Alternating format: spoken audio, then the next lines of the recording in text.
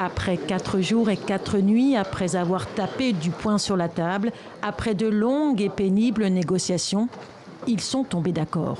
Au petit matin, ce mardi, les 27 dirigeants européens ont donc un plan de relance post-Covid.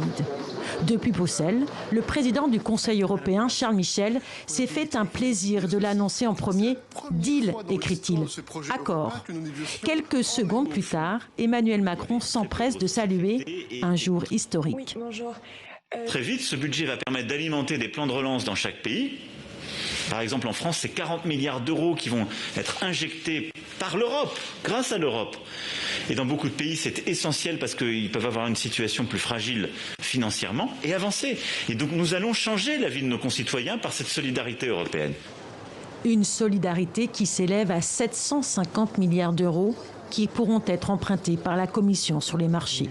360 milliards de prêts d'un côté, 390 de subventions de l'autre. Berlin et Paris visaient plutôt les 500 milliards d'aides.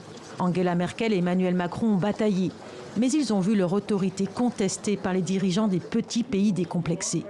Les États dits frugaux ont forcé le couple franco-allemand à revoir ses ambitions à la baisse. Ils ont aussi obtenu des rabais sur leur participation au budget européen. Cela nous a pris tant de jours parce que nous venons de directions différentes.